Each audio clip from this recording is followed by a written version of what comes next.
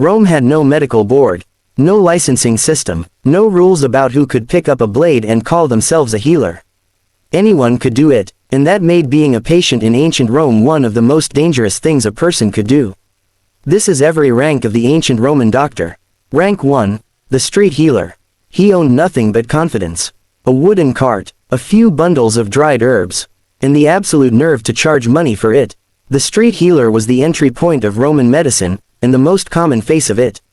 Every morning he positioned himself near the forum, near the markets, anywhere crowds gathered and desperate people walked. His remedies were simple: crushed herbs, animal fat, prayers to Asclepius, the Roman god of healing. Sometimes it worked, most times it didn't. Romans had a saying that followed men like him everywhere they went. A doctor's mistake is covered by the earth. He charged 1 copper coin per visit. On good days he ate. On bad days he ran. Because when a patient died, the family didn't forget who treated them last. This was the bottom of Roman medicine, and most men who started here never climbed any higher. Rank 2, the wound dresser. Rome was not a peaceful city. Street fights, gladiator wounds, accidents in the mines and on construction sites. The city produced injuries faster than it produced healers. And that created demand for the Vulnerarius, the wound dresser. He didn't treat fevers or infections. He treated damage. He learned his craft the same way every Roman tradesman did, by watching, by assisting, by making mistakes on patients who had no other options. His primary tool was not a blade. It was heated iron. Cauterization, burning a wound closed, was the standard response to deep cuts and heavy bleeding. There was nothing to dull the pain. The patient endured it. The Vulnerarius worked through it. He earned 2 to 3 copper coins per treatment. A marginal improvement, but something separated him from every street healer below him. He noticed that wounds he cleaned actually healed better. He had no scientific explanation for it. He didn't need one. It worked. And in Rome, results were the only credential that mattered. Rank 3, the army medic. The Roman legion was the most powerful military machine the ancient world had ever produced. It marched through deserts, crossed frozen rivers, fought in jungles it had no maps for.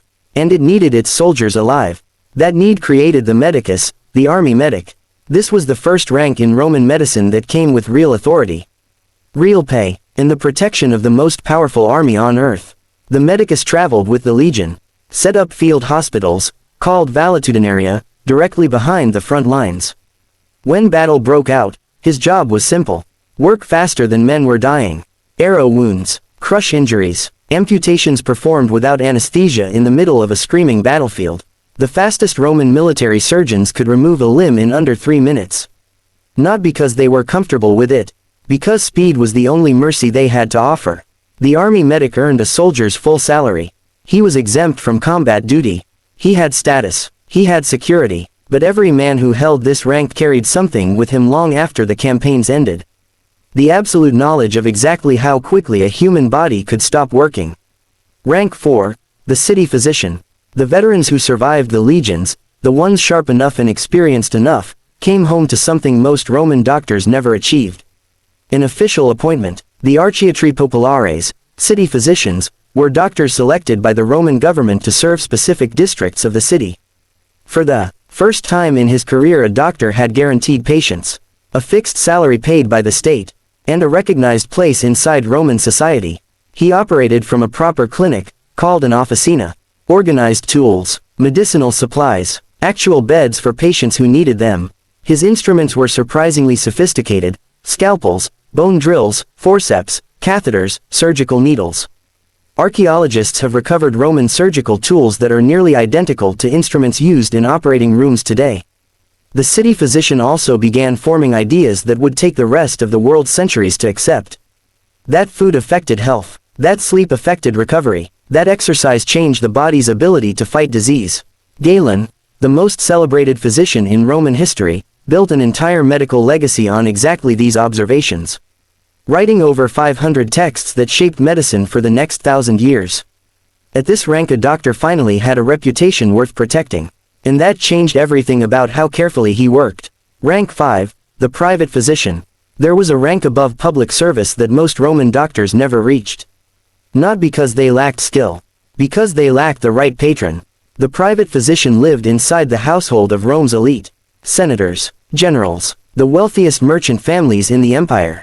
He ate their food, slept under their roof, traveled wherever they traveled. In return he received wealth, status, and the kind of social protection that money alone could not buy. But the private physician carried a burden that no other rank in Roman medicine shared. He knew everything, a senator whose eyesight was failing, and who could not afford for his political rivals to know it. A celebrated general whose hands had begun to tremble, and whose military career depended on that fact staying buried. Secrets that powerful families paid extraordinary sums to keep hidden, and the private physician held all of them.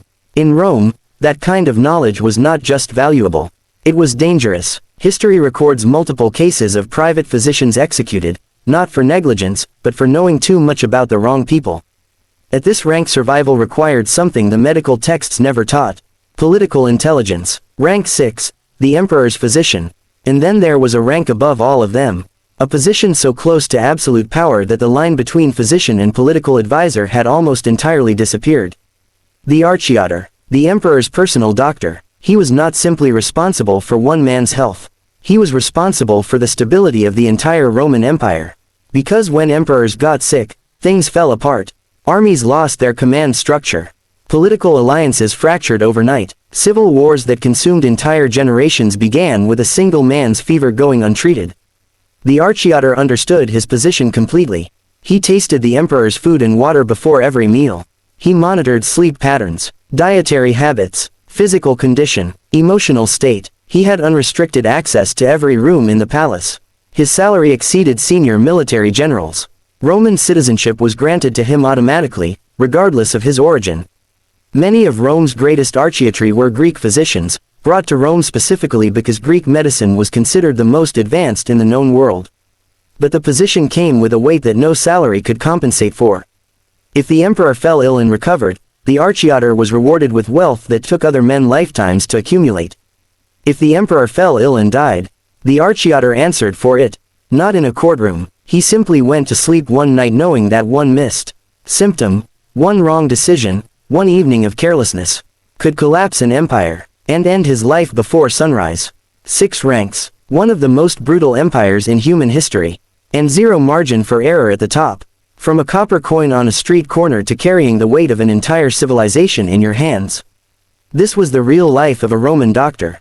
If this is the kind of history you've been looking for, subscribe to Vexmark. New videos every week, and it only gets darker from here.